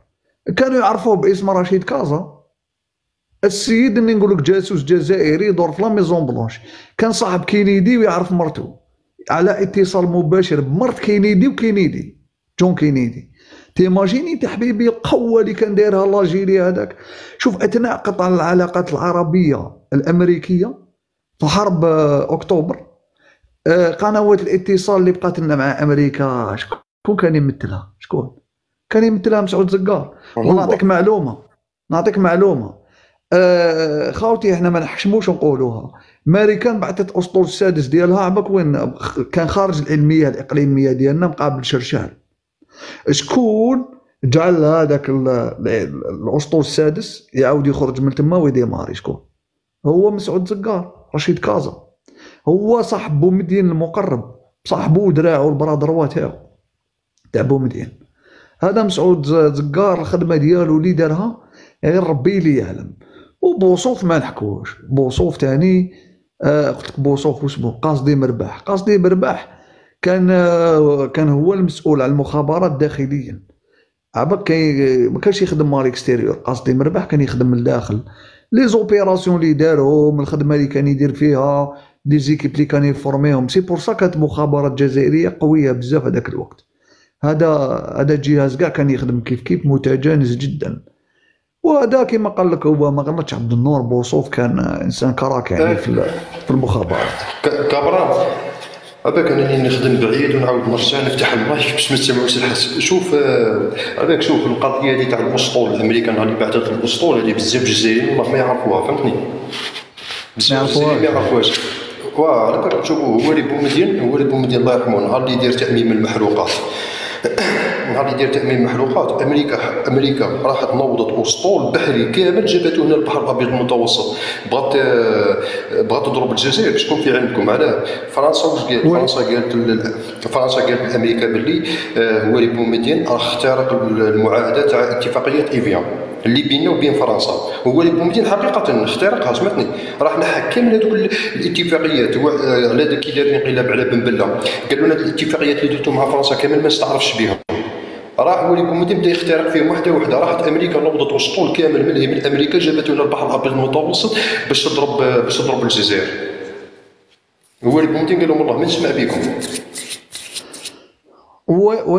انا نقول لك باللي شوف كاين روايات خويا عبد النور، انا نحترم تحليلك. كاين روايات تقول لك بسبب خوف امريكا من اندلاع حرب بين فرنسا وبين الجزائر، ولكن انا الروايه اللي نصدقها بوكو بلوس هي شوف، هي كانت امريكا تشوف زوال الكيان الصهيوني هو بسبب الجزائر، لانه الضربه القاسمه اللي سببتها حرب اكتوبر على مصر على الكيان كانت يعني حرب تاع وجود. الكيان كان يقول الامريكان راح نختفي، حياكلوني العرب. قالت لهم سورتو الجيري، فهمتني؟ على بها نقلوا هما الاسطول السادس، نقلوا الاسطول السادس باش يقولوا الجيري الصبري كام داون يا الجيري كام داون يرحم والديك، شغل باش يخوفك فقط ماشي باش يضربك. لا شوف كبر كي يكون عندك اتفاقيه دوليه، اتفاقيات مثلا بيننا وبين فرنسا هنا ايفيان، ولا بين المغرب وفرنسا اكس ليبر، فهمتني؟ كي تكون عندك اتفاقيه، هذه اتفاقيه راهي دوليه، راهي تلقاها مسجله في الامم المتحده بالتفاصيل باللي ديتاي، فهمتني؟ صافي الدوله هذه لازم تخترقش هذه اللي كنت كي حنا ولي بومداد هذاك الوقت كي راح اخترق كامل هذه الاتفاقيات، فرنسا اش كاتبينها في الامم المتحده؟ على بها امريكا راحت حركت الاسطول تاعها، فهمتني؟ حنا حشينا لهم بقضيه تفتيخ والجاسوس الجزائري اللي قدر يطيح السكرتيره تاع الرئيس الفرنسي، وقدر يدي ملفات حساسه جدا. تفتيخ قسمطيني وياك. ايوه سكي كونسيرن عباك باللي المفاوض الجزائري كان يعرف كل الالاعب والخطوات اللي وجدتها فرنسا. كبران اسمح لي كلمه وكمل. لا تفضل. لا تفضل. ظلمناه هذاك نورمالمون نديرو عليه في افلام ومسلسلات، انا ظالمينه حتى للان. كبران صدقني انا ظالمينه حتى للان. هذاك ما رفعوا السريه بصح على الخدمه اللي دارها، مازال ما ترفعت السريه اخو. لازم حتى ترفع السريه باش تقدر دير فيلم ولا دير واش فاهمني كبران. ملفات خطيره هذوك صرات هذاك الوقت. فهمني خويا العزيز، ما تقدرش فاهم خويا انت ما ترفعش السريه. دوك مصر علاش يتخرج واسمو، علاش دوكا وين بدا تخرج على بعض العمليات اللي دارتها داخل الكيان. مصر عندك باللي مصر والجيري داروا عمليات داخل الكيان الصهيوني تجسسيه.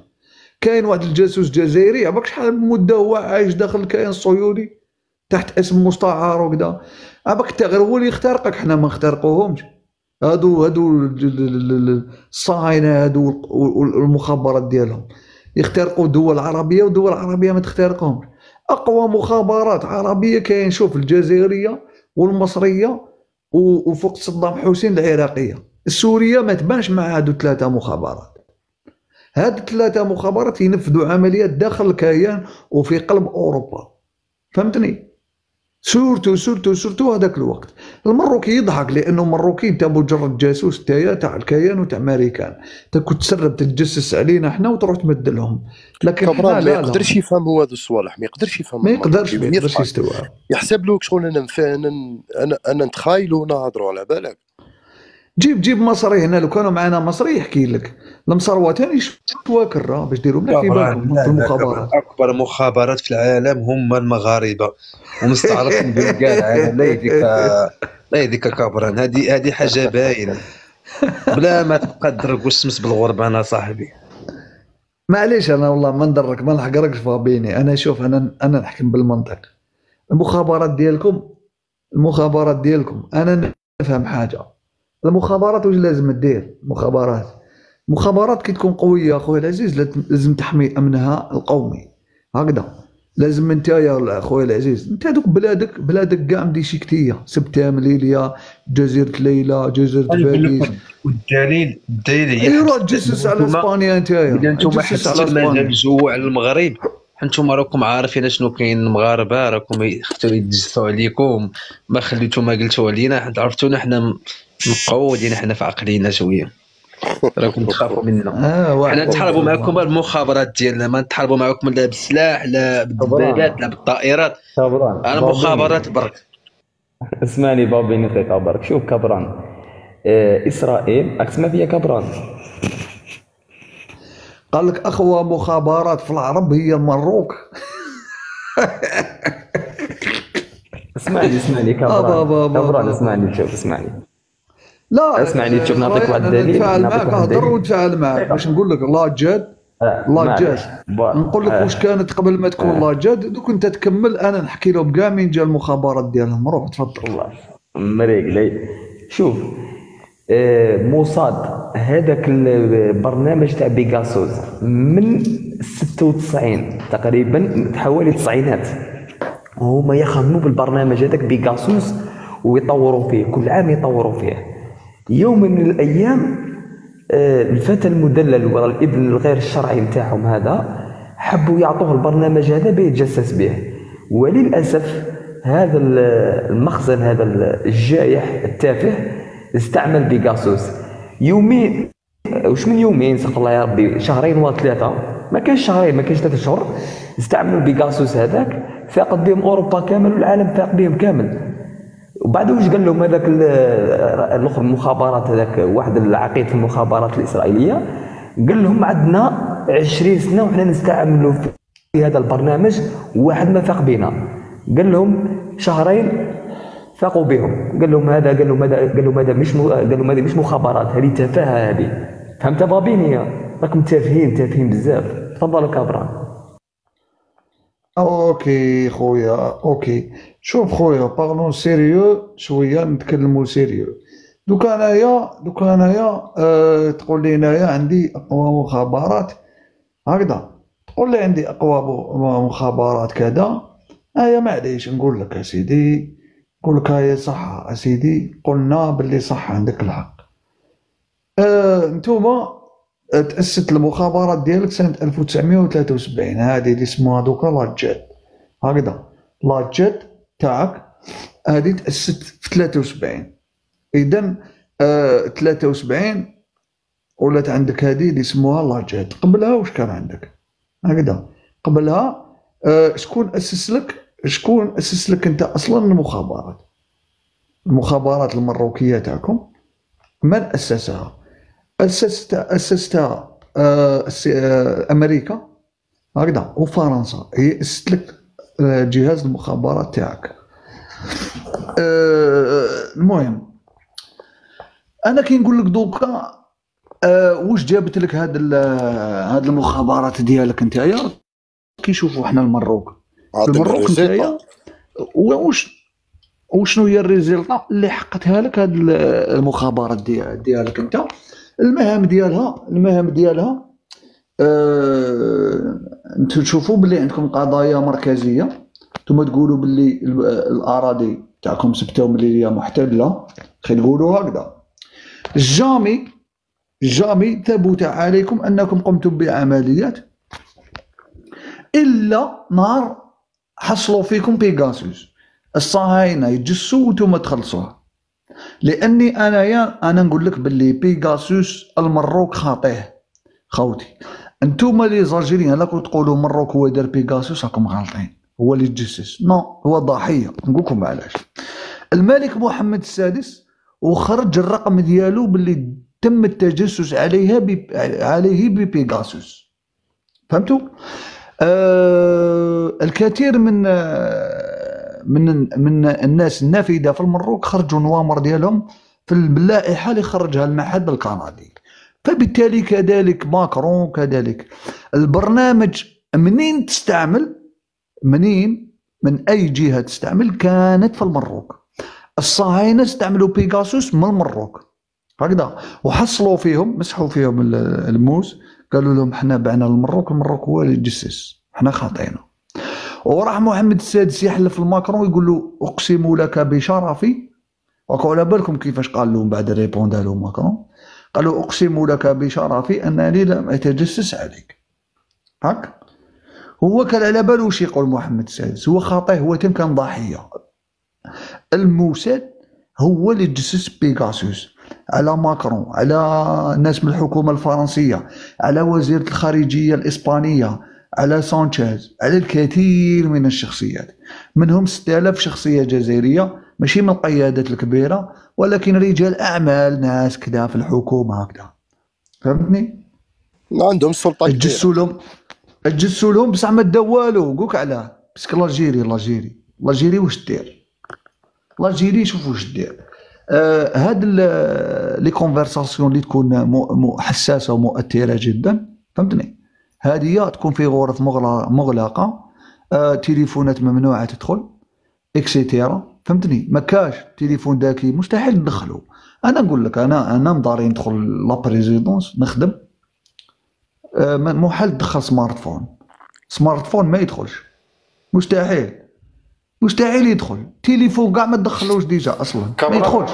انا كبرات نعطيك اكبر دليل والعالم كامل يشوف فيه، ماشي زعما غير الجزائريين. شوف كي تكون مثلا الاذاعه الجزائريه تفوت في اللقاء تاع قياده جزائريه مع الجيش الجزائري، هذوك الجنود تلقاهم حاطين ورقه وستيلو كارني، ما يستخدموش الاعلام الالي ولا تلقاهم روماركيتو هذه ولا لا؟ راكم تسمعوا فيها؟ انا نسمعوا فيها.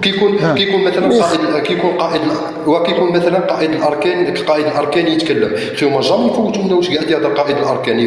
الصحفي باك هو اللي يقعد يقول لك باللي لقاء وهو بصح روماركيو هذاك الجيش اللي كان يسمع المحاضره تاع قائد الاركان كامل حالين كاري وستيل، يقعدوا يسجلوا، ما يستعملوش الهواتف الذكيه ولا كما. نعم عبد الله اسمعني مليح، اسمعني انا عارفك شاك تحضر، راح نقولها لك طريقه واحده اخرى تاعهم. شوف كي يكون حديث هكا اجتماع باين تاع عسكر، كاين هذه المنظمه هي اللي تشدوا يعيطوا لها منظمه سريه تاع العسكر.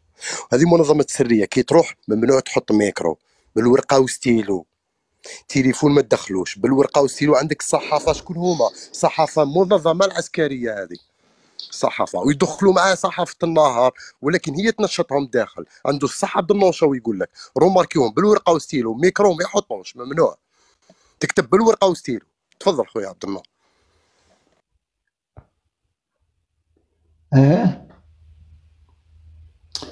انا نقول لك يا خو، شوف انا نقول لك باللي المخابرات المروكيه هي مجرد جاسوس يعمل لدى الصهاينه ولدى الفرنسيين ولدى الامريكان. هي منصة تجسسية هدفها التجسس على شمال إفريقيا من الآخر. والدليل نعطيك أدلة كبيرة، عندك دوك مازالوا يحاولوا يتجسسوا علينا لصالحها. هما منصة متقدمة لكل المخابرات الأجنبية يعملون فيها للتجسس على دول محور المقاومة في شمال إفريقيا. وش يهمهم في المروك عميل، مروك مجرد جاسوس، مجرد محمية ديالهم فيها قاطع مستهلك يبيعوا له البضائع، هو عايش يهمو غير الماكله غير البنان وهذا ما كان. ما عنده موقف مشرف في نصرة أي قضية عادلة، بالعكس دائما هو يتآمر غير المؤامرات. والدليل عنده مشكل مع موريتانيا، عنده مشكل مع القذافي. ليبيا كان يطاحن معاهم، كان يطاحن ديريكت، كان حاب يطيح حسن دو، جاسوس عميل. شوف وماشي غير القذافي، قبله واسمو رئيس مصر السابق واسمو جمال عبد الناصر. واش هضروا في هذاك حسن دو؟ كان تروح تشوف واش كانوا يهضروا عليه خويا العزيز، كانوا يوصفوه بابن فرنسا المدلل، فهمتني؟ ابن فرنسا المدلل تاعهم تاع فرنسا، فهمتني خويا؟ دوك انا نامن مروكي ونخلي جمال عبد الناصر اللي هو عنده موقف مشرف. كان يقول الملك الصغير. دوك انت انا نخلي جمال عبد الناصر اللي العالم العربي كله يشهد له بالنخوه وكذا والرجوله والمواقف، ونروح نامن لك مروكي قزوم ما خلى حتى بصمه في التاريخ. انا جاي دقيقه برك كبران. اوكي خويا الغالي رانا هنا.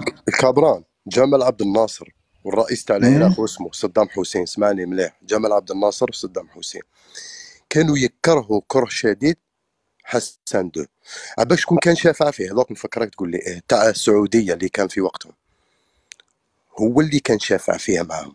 كان الرئيس تاع الجزائري هو ريبو مدين وجمال عبد الناصر وتاع هذو الرجاله تاع الصح وتاع العراق، كانوا يكرهوا كره شديد للرخص تاعو والتعامل تاعو مع فرنسا. وشكون كان يشفع فيه؟ اللي كان ما بيناتهم، اللي كان الملك تاع السعوديه اللي كان هذاك اسمه راح لي، اللي كان اللي قبل هذا باباه فيصل. يعطيك الصحة، مالك فيصل كان عنده أغراض، راك عارف في المروك، راك عارف انت بلا ما نهضروا، هو اللي كان يدخل ما بيناتهم ويشفع فيهم عليه. يا خو انا ما نقدرش باش نهضر، نعطيك معلومات، نعطيك انت خدم راسك خويا وشوف تقسيمتي معلومه ديالي. اللهم بارك. انا دائما نحط لك عندي لغه الاسقاط، نحط لك اسقاط باش ما نخليكش انا بيرتوربي. انا خويا العزيز دوكا نجي نمد لك السنه نطلع عبد النور، انا نجي نمد لك معلومه خويا العزيز هكذاك وحدها، لا خويا لازم نحط لك توضيح. انا على حطيت لك عبد الناصر خويا بجميع واحد ويسمع فيا هنا 109 مجمع واحد ويسمع فيه يخدم راسو يروح يشوف جمال عبد الناصر واش كان يقول على ملكه مروك، ويروح يشوف شحال من طونطاتيف، شحال من محاوله لاسقاط الحسن دو اندارت بفضل هاد الزعماء اللي كانوا كاع مع جمال عبد الناصر، هما اللي كملوا راسويت، قدافي بومدين صدام حسين، هادو كاع كانوا مشتركين لاسقاط هذا العامل. كانوا زوج تاع سوريا ما تنساش، تاع سوريا هذاك الوقت، سوريا كاع كانوا عايبين شوف بروجي يطيحوا تاع الاردن العامل هذاك وليد بريطانيا المدلل، والدوزيام اللي هو حسن دو وليد فرنسا المدلل. ولكن فرنسا كانت مع حسن دو. دوك وليدهم يا خو وليدهم. انا سيدوك نجيب لك 1000 فيديو في فرنسا يقولوا فيف لا فرانس فيف جوسكا ديستان. هو قال لهم عندك سؤال، نجيب لك الكتاب تاع ذاكرة مالك، يقول لهم فرنسا واش يقول لهم على فرنسا؟ يقول لهم محمد الخامس باباه يقول لهم لا يمكن لفرنسا ان تنسى صانعنا الذي قدمناه. نطرح عليك سؤال كبران في سبيل قضيه فرنسا، بالك عندك علم فيها. يقول لك حسن الثاني معظم خطابه تاعو مع صحفيين فرنسيين، ما يديرهمش مع صحفيين صح. انت قايم لك بوزبال يسمع له حسن دو يشوف فيه، يقول لك ما يديرهمش مع صحفيين، ما عندوش مع قليل وين عنده مع صحفيين المغاربه. ما محمد السادس ناقش خطره قنوات فرنسيه في حياته كراف. محمد السادس جامي يجيبوا زبال يهضر مع محمد السادس، يهضروا مع غير لي فرونسي وكذا. وشنو ماوش يدير دوك دي كونفيرونس دو بريس؟ لا يحكيو من قديم الزمان كثرتها حسن دو قال لك ما يديرش مع المغاربه كاع الصحفيين، ما قليل قال لك يدير ندوه صحفيه غير مع الفرنسيين والاسبان. نتكلم وحدي يا ابراهيم، اسمع تعلم الثقافه، انت تطلع غير تشوش عليا هنا وتبدا تنهق كي الحمار كي البغل وبهذيك لافوا ديالك هذيك هي انا اللي حاسب اللي باغالونا وقدامي هنا. اللي يحمل تحته دير طاباشير وقيد عندك وروح. احنا رانا نقولوا له في تاريخه اللي يظلوا يكذبوا عليهم هذوك مراكم، يقولوا لهمش هذا هو التاريخ تاع الصح اللي ما حبوش يقولوه لهم، اللي على بالهم به كاع العرب. سلام دنيا اختي سلام. شوف خويا العزيز فاهم باش نقول لك انايا باش شوف هما كانت عندهم الكاب 1 فهمت بكري كانت عندهم الكاب 1 في المروك، مخابرات ديالهم وكانت اسمها الكاب 1. هذه اول مخابرات انشاتها كي نقولوا المهم الحلف الغربي هو انشاها. الصهاينه الموصاد هادو كاع جمعهم هما داروا مخابرات المروك، كانت اسمها الكاب 1.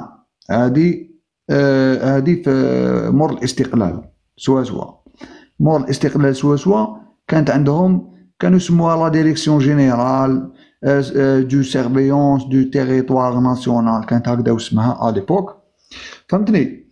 بدا كاب هذايا بدا يخدم 56 هكذا، كان يعتبروه هو الدائره السابعه تاع الشرطه، يعني الشرطه السريه في المروك، كانت تخدم في كازا. كان المهم في الدار البيضاء.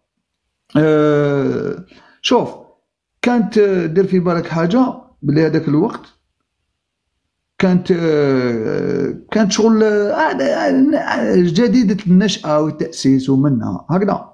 شوف باش تعرف كان واسمو هذاك يا ربي محمد أوفقير قدام لنا امريكا. هو دار دي ديكلاراسيون باللي هذاك الوقت جهاز المخابرات ديالهم فهمتني كانوا يدربوا فيهم مستشارين وتقنيين وعناصر من المخابرات الفرنسيه لا دي جي اس او فهمتني والامريكيه ومستشارين وتقنيين وعناصر من المخابرات الامريكيه كذلك السي اي اي والصهاينه بيان سور. ما عندهم الكاب.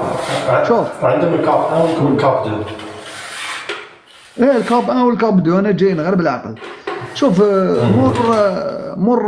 مر غضب الدولي اللي صار على حادث اغتيال المهدي بن بركه فهمتني خويا العزيز. نهار اغتالوا بن بركه عباك ناض تحملها دوليه شفت كيما تاع خاشقجي ضربه تاع خاشقجي نفس الشيء صارت في هذاك الوقت الضربه تاع بن بركه.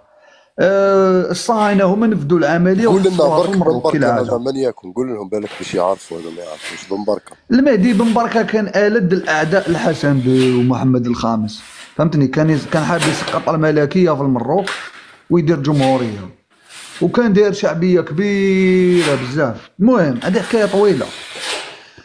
المهم صارت ضجه كبيره خويا الغالي هذاك الوقت صارت واحد الضجه كبيره في العالم. كيفاش في قلب باري تمريض تقتلهم بنادم في قلب باري ضامنها فيه فرنسا وفي اوروبا وذوبوا في لاصيد بهذيك الطريقه البشعه. والصرا المروك اصابع الاتهام كانت موجهه ليها فهمتني. عبد النور انا نسمعوا برك في الخدمه ديالك من فضلك. زعما قاعد نخدم بشويه باش ما تسمعوش. كي نقول حاجه نروح نديبلاسي نفتح المايك. ما لا خلي معليش يا اخو نحملوا شويه. لا كي نبغي نقول حاجه راني نعاود نرجع نحل. اوكي خويا الغالي قلت لك هذيك الضربه ناضت ضجه. لو كان المروك هذاك الوقت ما حماوهاش هذاك الوقت لي زاميريكا بالنفوذ ديالهم والمخابرات الفرنسيه رغم انها صارت في ارضها ويعني والصهاينه اكسيتيرا كاع اللي عندهم نفوذ ياكلوها القوانين الدوليه تاكلها المروك.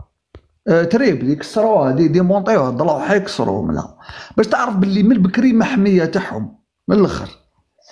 لحد الان ما يستخدموا في الفيتو على جال المروك باش القضيه تاع الصحراء ما تموتش لانه المروك عميل تاعهم يخلي لهم دائما المنطقه متوتره جدا والثروات راهي تنهب. هو يخدم عندهم ينهب الثروات ويعطيها لهم ليهم ويقول لهم ندي غير حصه انا للهولدينغ رواير. هذا ما كان.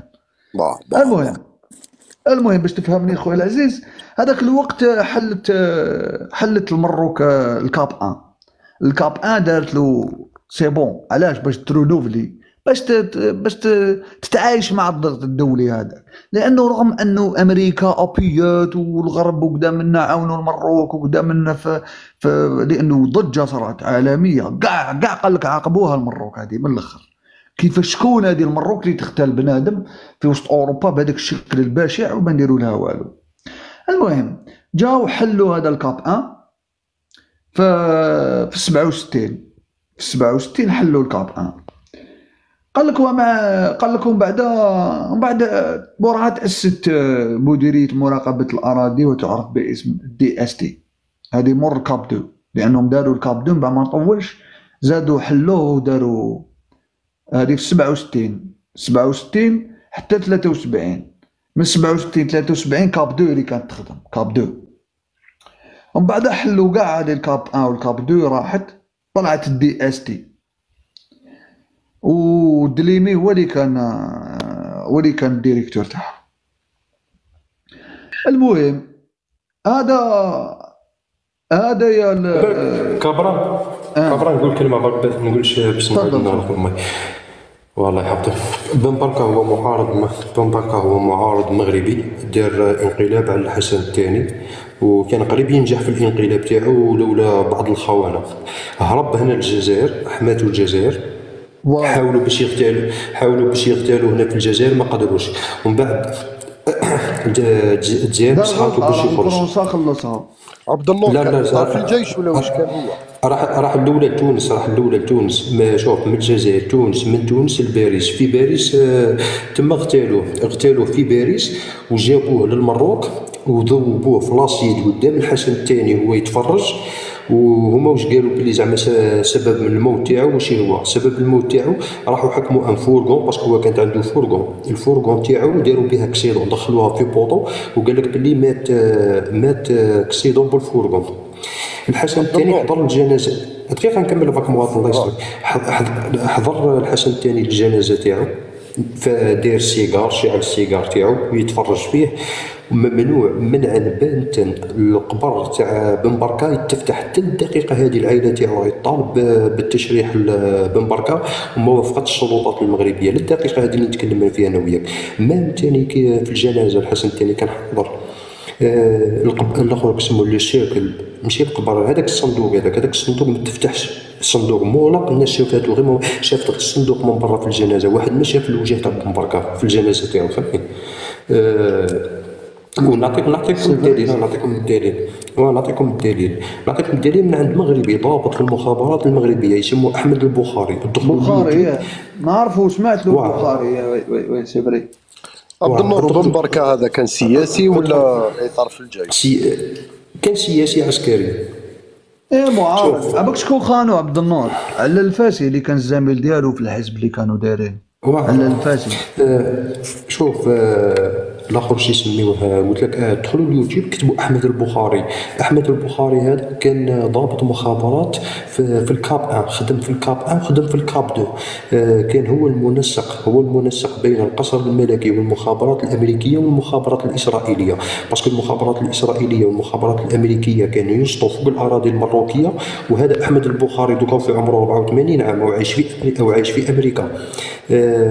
قلت لك هو اللي كان المنسق بين الحسن الثاني والمخابرات الاسرائيليه والفرنسيه والامريكيه. حتى في مقتل بن بركه كما كان يحكي لكم قبيله كابران صارت ضجه عالميه. تم المخابرات الامريكيه والمخابرات الاسرائيليه هربوا من المروك. الانسان هذا حكى كامل الوقائع بالتفاصيل، حكى مام الاغتيالات اللي قام بها هو احمد البخاري، زعما اعترف بكل شيء. بصح دوكا اسرائيل هذه اعترفوا باللي هما اللي نفذوا العمليه. قال لك وحصلوها في الأوفقير والدريمي ومحمد اشعاعي. هادو ثلاثه اللي هما حصلوا فيهم، قال لك هادو هما اللي نفذوا العمليه. وهذا مستحيل انهم هادو يقدروا يديروها في فرنسا. لوبيراسيون من الاخر دارها الموساد والمخابرات الفرنسيه كانت على بالها ونورمال عادي جدا، واختطفوه وجابوه للمروك كما قال لك قلت لكم دوبوه في لاسيد. بصح هذاك الشيء المساومه. هذاك الوقت اسرائيل ساومت الحسن الثاني، قالوا له نجيبوا لك اوفقير، الاخر كسموه اوفقير، قالوا له نقتلوا لك اوفقير ونجيبوه لك بشرط القمه العربيه تسجلها لنا. اوفقير كيف تقتلوه؟ والقمه العربيه اللي خانها الحسن الحسن الثاني واكتسرت، ربطوا الاحداث. قلت 65 بارك الله فيك. شوف قلت لك هذه المساومه اللي داروها الحسن الثاني. قالوا له نجيبوا لك اوفقير، اسرائيل نجيبوا لك اوفقير بصح تسجل لنا القمه العربيه تتجسلنا عليها. الحسن الثاني وافق الخاين. وروحوا قلت لك روحوا راجعوا التصريحات، ماشي تصريحات، قاعد يروي في الاحداث اللي صارت له. احمد البخاري راهو مغربي والمراكه كامل يعرفوه، راهو عايش في امريكا درك، وعنده اكثر من 180 حلقه في اليوتيوب، كل فيديو فيه 48 دقيقه. كتبوا حلقه إلا كنتم باغي تعرفوا باللي اوفقير تساوم بسبب القمه العربيه، كتبوا احمد البخاري القمه العربيه وتجسس الحسن الثاني، تخرج لكم مباشره الحلقه سمعوها.